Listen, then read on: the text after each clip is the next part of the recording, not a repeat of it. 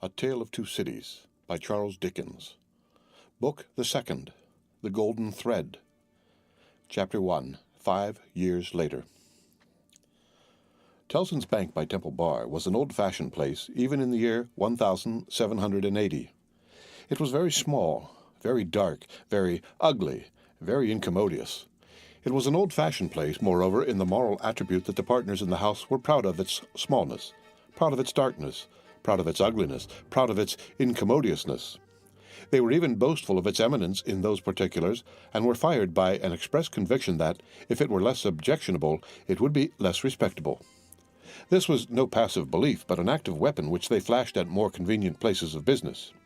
Tellson's, they said, wanted no elbow-room. Tellson's wanted no light. Tellson's wanted no embellishment. Noakes and Company's might, or Snooks Brothers might, but Tellson's, thank heaven. Any one of these partners would have disinherited his son on the question of rebuilding Tellson's. In this respect, the house was much on a par with the country, which did very often disinherit its sons for suggesting improvements in laws and customs that had long been highly objectionable, but were only the more respectable. Thus it had come to pass that Tellson's was the triumphant perfection of inconvenience. After bursting open a door of idiotic obstinacy with a weak rattle in its throat, you fell into Tellson's down 2 steps, and came to your senses in a miserable little shop with 2 little counters, where the oldest of men made your check shake as if the wind rustled it, while they examined the signature by the dingiest of windows, which were always under a shower bath of mud from Fleet Street, and which were made the dingier by their own iron bars proper and the heavy shadow of Temple Bar. If your business necessitated you seeing the house, you were put into a species of condemned hold at the back, where you meditated on a misspent life until the house came with its hands in its pockets, and you could hardly blink at it in the dismal twilight. Your money came out of, or went into, wormy old wooden drawers, particles of which flew up your nose and down your throat when they were opened and shut. Your banknotes had a musty odor, as if they were fast decomposing into rags again. Your plate was stowed away among the neighboring cesspools, and evil communications corrupted its good polish in a day or two. Your deeds got into extemporized strong rooms made of kitchens and sculleries, and fretted all the fat out of their parchments into the banking-house air. Your lighter boxes of family papers went upstairs into a Barmecide room that always had a great dining table in it and never had a dinner, and where, even in the year 1780, the first letters written to you by your old love, or by your little children, were but newly released from the horror of being ogled through the windows by the heads exposed on Temple Bar with an insensate brutality and ferocity worthy of Abyssinia or Ashanti. But indeed, at that time, putting to death was a recipe much in vogue with all trades and professions, and not least of all with Tellson's. Death is nature's remedy for all things, and why not legislation's? Accordingly, the forger was put to death. The utterer of a bad note was put to death. The unlawful opener of a letter was put to death. The purloiner of 40 shillings and 6pence was put to death. The holder of a horse at Tellson's door, who made off with it, was put to death. The coiner of a bad shilling was put to death. The sounders of 3/4 of the notes in the whole gamut of crime were put to death. Not that it did the least good in the way of prevention. It might almost have been worth remarking that the fact was exactly the reverse. But it cleared off, as to this world, the trouble of each particular case, and left nothing else connected with it to be looked after. Thus, Tellson's, in its day, like greater places of business, its contemporaries, had taken so many lives that, if the heads laid low before it had been ranged on Temple Bar instead of being privately disposed of, they would probably have excluded what little light the ground floor had in a rather significant manner.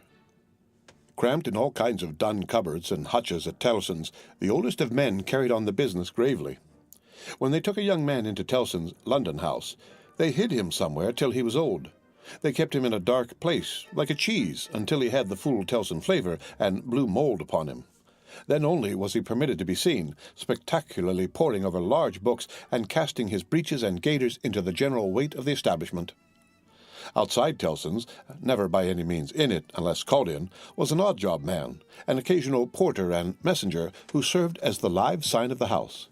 He was never absent during business hours unless upon an errand, and then he was represented by his son, a grisly urchin of 12, who was his express image. People understood that Tellson's, in a stately way, tolerated the odd-job man. The house had always tolerated some person in that capacity, and time and tide had drifted this person to the post. His surname was Cruncher, and on the youthful occasion of his renouncing by proxy the works of darkness in the easterly parish church of Houndsditch, he had received the added appellation of Jerry. The scene was Mr. Cruncher's private lodging in Hanging Sword Alley, Whitefriars. The time 7:30 of the clock on a windy March morning, Anno Domini, 1780. Mr. Cruncher himself always spoke of the year of our Lord as Anna Dominos, apparently under the impression that the Christian era dated from the invention of a popular game by a lady who had bestowed her name upon it. Mr. Cruncher's apartments were not in a savory neighborhood, and were but two in number, even if a closet with a single pane of glass in it might be counted as one. But they were very decently kept. Early as it was on the windy March morning, the room in which he lay abed was already scrubbed throughout, and between the cups and saucers arranged for breakfast and the lumbering deal table, a very clean white cloth was spread. Mr. Cruncher reposed under a patchwork counterpane like a harlequin at home. At first he slept heavily, but by degrees began to roll and surge in bed until he rose above the surface with his spiky hair looking as if it must tear the sheets to ribbons, at which juncture he exclaimed in a voice of dire exasperation, "Bust me if she ain't at it again." A woman of orderly and industrious appearance rose from her knees in a corner with sufficient haste and trepidation to show that she was the person referred to. "What?" said Mr. Cruncher, looking out of bed for a boot. "You're at it again, are you?" After hailing the morn with his second salutation, he threw a boot at the woman as a third. It was a very muddy boot, and may introduce the odd circumstance connected with Mr. Cruncher's domestic economy, that, whereas he often came home after banking hours with clean boots, he often got up next morning to find the same boots covered with clay. "What?" said Mr. Cruncher, varying his apostrophe after missing his mark. "What are you up to, aggrawator?" "I was only saying my prayers." "Saying your prayers? You're a nice woman. What do you mean by flopping yourself down and praying agin me?" "I was not praying against you. I was praying for you." "You weren't. And if you were, I wouldn't be taking the liberty with. Here, your mother's a nice woman, young Jerry, going a-praying agin your father's prosperity. You've got a dutiful mother, you have, my son. You've got a religious mother, you have, my boy, going and flopping herself down and praying that the bread and butter may be snatched out of the mouth of her only child." Master Cruncher, who was in his shirt, took this very ill, and turning to his mother, strongly deprecated any praying away of his personal board. "And what do you suppose, you conceited female," said Mr. Cruncher with unconscious inconsistency, "that the worth of your prayers may be? Name the price that you put your prayers at." "They only come from the heart, Jerry. They're worth no more than that."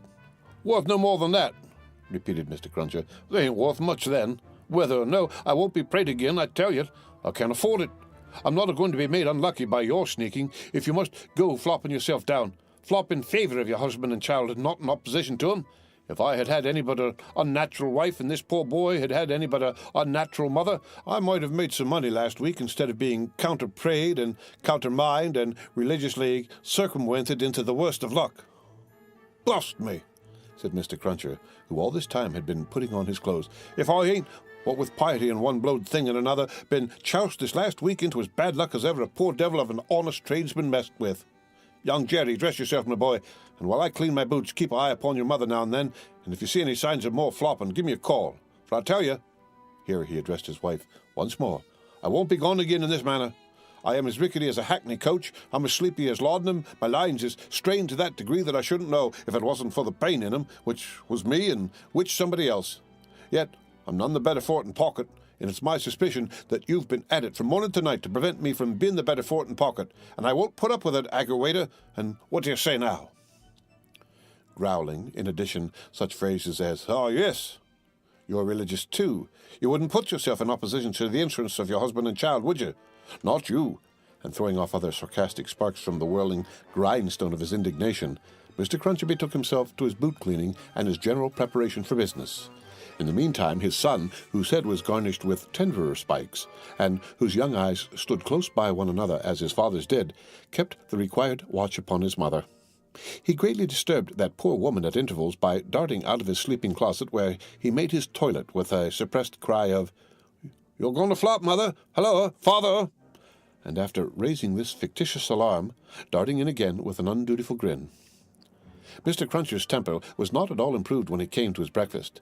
He resented Mrs. Cruncher's saying grace with particular animosity. "Now, aggravator, what are you up to? At it again?" His wife explained that she had been merely asking a blessing. "Don't do it," said Mr. Cruncher, looking about as if he rather expected to see the loaf disappear under the efficacy of his wife's petitions. "I ain't going to be blessed out of house and home. I won't have my wittles blessed off me table. Keep still." Exceedingly red-eyed and grim, as if he had been up all night at a party which had taken anything but a convivial turn, Jerry Cruncher worried his breakfast rather than ate it, growling over it like any four-footed inmate of a menagerie. Towards 9 o'clock, he smoothed his ruffled aspect, and presenting as respectable and businesslike an exterior as he could overlay his natural self with, issued forth to the occupation of the day. It could scarcely be called a trade, in spite of his favorite description of himself as a honest tradesman. His stock consisted of a wooden stool made out of a broken-backed chair cut down, which stool young Jerry, walking at his father's side, carried every morning to beneath the banking-house window that was nearest Temple Bar, where, with the addition of the first handful of straw that could be gleaned from any passing vehicle to keep the cold and wet from the odd-job man's feet, it formed the encampment for the day. On this post of his, Mr. Cruncher was as well known to Fleet Street and the Temple as the bar itself, and was almost as in-looking. Encamped at 9:15, in good time to touch his three-cornered hat to the oldest of men as they passed in to Tellson's, Jerry took up his station on this windy March morning, with young Jerry standing by him, when not engaged in making forays through the bar to inflict bodily and mental injuries of an acute description on passing boys who were small enough for his amiable purpose. Father and son, extremely like each other, looking silently on at the morning traffic in Fleet Street, with their two heads as near to one another as the two eyes of each were, bore a considerable resemblance to a pair of monkeys. The resemblance was not lessened by the accidental circumstance that the mature Jerry bit and spat out straw, while the twinkling eyes of the youthful Jerry were as restlessly watchful of him as of everything else in Fleet Street. The head of one of the regular indoor messengers attached to Tellson's establishment was put through the door, and the word was given. "Porter wanted." "Hooray, father!